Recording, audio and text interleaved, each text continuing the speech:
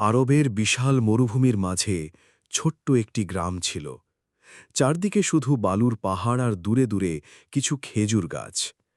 সেই গ্রামের এক কোণে মাটির ছোট্ট ঘরে বাস করত এক গরিব যুবক। তার নাম ছিল আব্দুল্লাহ। তার বাবা অনেক আগে মারা গিয়েছিলেন। বৃদ্ধা মাকে নিয়ে সে কষ্টে দিন কাটাত। প্রতিদিন সকালে ফজরের আজানের আগেই আব্দুল্লাহ উঠে অজু করত, তারপর ছোট্ট মসজিদে গিয়ে নামাজ আদায় করত। গ্রামের অনেক মানুষ তখনও ঘুমিয়ে থাকত, কিন্তু আব্দুল্লাহ বিশ্বাস করত যে আল্লাহর উপর ভরসা করে আল্লাহ তাকে কখনও নিরাশ করেন না। তার কাজ ছিল মরুভূমি থেকে শুকনো কাঠ সংগ্রহ করা, তারপর বাজারে বিক্রি করে যা টাকা পেত তা দিয়ে খাবার কিনত। কখনো খাবার হতো, কখনো হতো না, তবুও সে কখনো হারাম পথে যেত না। একদিন বাজারে যাওয়ার পথে সে দেখতে পেল এক বৃদ্ধ লোক মরুভূমির মাঝে অসুস্থ অবস্থায় পড়ে আছেন। সবাই পাশ কাটিয়ে চলে যাচ্ছিল। আব্দুল্লাহ নিজের পানির মশক খুলে সেই বৃদ্ধকে পানি দিল। বৃদ্ধ লোকটি কাঁপা কণ্ঠে বললেন, বাবা, তোমার নিজের অবস্থাও তো ভালো না, তারপরও তুমি আমাকে সাহায্য করলে। আব্দুল্লাহ হেসে বলল, মানুষকে সাহায্য করলে আল্লাহ খুশি হন। সেদিন বাজারে কাঠের ভালো দাম পেল সে। রাতে সে মাকে বলল, মা, আমি গরিব হতে পারি, কিন্তু আমি কখনো অসৎ হব না।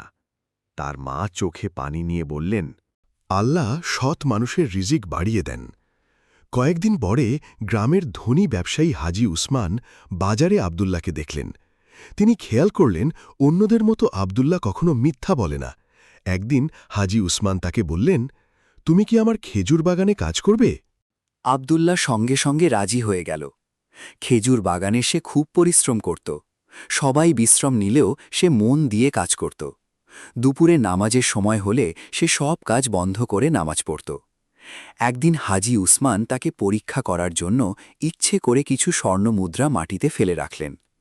আব্দুল্লাহ মুদ্রাগুলো কুড়িয়ে এনে বলল, হুজুর, আপনার কিছু টাকা পড়ে গিয়েছিল। হাজি উসমান অবাক হয়ে গেলেন। তিনি বুঝলেন এই যুবক সত্যিই সৎ। সেদিন থেকে তিনি আব্দুল্লাহকে নিজের ছেলের মতো ভালোবাসতে লাগলেন। ধীরে ধীরে তার বেতন বাড়িয়ে দিলেন। আব্দুল্লাহ টাকা পেলেও অহংকার করত না, বরং প্রতি শুক্রবার কিছু খাবার গরিবদের মধ্যে বিলিয়ে দিত। এক রাতে সে মসজিদে বসে কোরআন তিলাওয়াত করছিল। তখন গ্রামের ইমাম তাকে বললেন, সততা এমন সম্পদ যা মানুষকে দুনিয়া ও আখিরাত দুই জায়গাতেই সফল করে। কয়েক বছর কেটে গেল। আব্দুল্লাহ এখন ছোটখাটো ব্যবসা শুরু করেছে। সে দূরের শহর থেকে খেজুর ও কাপড় এনে বিক্রি করত। ব্যবসায় লাভ বাড়তে লাগল, কিন্তু সে কখনো নামাজ ছাড়ত না। প্রতিটি ব্যবসার আগে সে বিসমিল্লাহ পড়ত। একদিন মরুভূমিতে ভয়াবহ খরা শুরু হল। গ্রামের গরিব মানুষদের ঘরে খাবার নেই। অনেক ব্যবসায়ী তখন জিনিসপত্রের দাম বাড়িয়ে দিল, কিন্তু আব্দুল্লাহ উল্টো কম দামে খাবার বিক্রি করতে লাগল। অনেককে বিনামূল্যেও খাবার দিল। তার মা বললেন, বাবা, এত দান করলে তোমার টাকা কমে যাবে না? আব্দুল্লাহ মুচকি হেসে বলল, মা, আল্লাহর পথে দান করলে সম্পদ কমে না। এক রাতে প্রবল বৃষ্টি হল, খরা শেষ হয়ে গেল। গ্রামের মানুষ আব্দুল্লাহর জন্য দোয়া করতে লাগল। এরপর তার ব্যবসা আরও বড় হয়ে গেল। দূর দূরান্ত থেকে মানুষ তার সাথে ব্যবসা করতে আসতে লাগল। আব্দুল্লাহ এখন গ্রামের অন্যতম ধনী ব্যক্তি।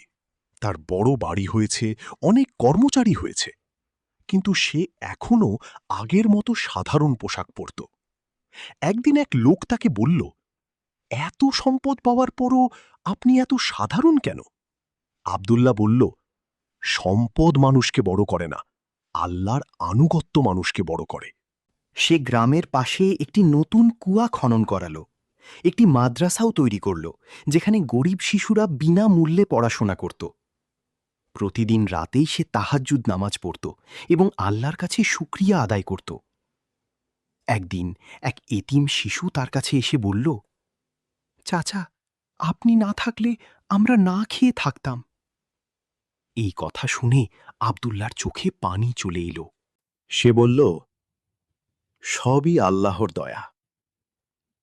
বহু বছর পরে আব্দুল্লাহ পুরো অঞ্চলে একজন সম্মানিত মানুষ হয়ে উঠলেন। মানুষ শুধু তার সম্পদের জন্য নয়, তার চরিত্রের জন্য তাকে ভালোবাসত।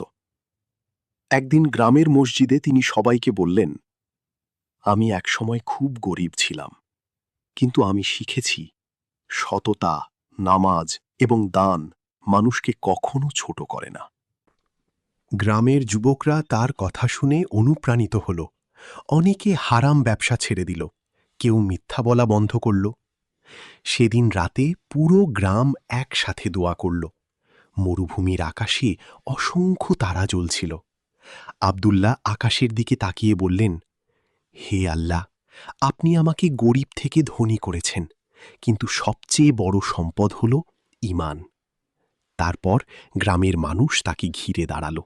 সবাই অনুভব করল আসল সুখ টাকা নয়, আল্লাহর সন্তুষ্টি। শিক্ষা ১. সততা মানুষকে সম্মানিত করে। ২. নামাজ ও দোয়া জীবনে শান্তি আনে। ৩. গরিবদের সাহায্য করলে আল্লাহ রিজিক বাড়িয়ে দেন। ৪. দুনিয়ার সম্পদের চেয়ে ঈমান বেশি মূল্যবান। ৫.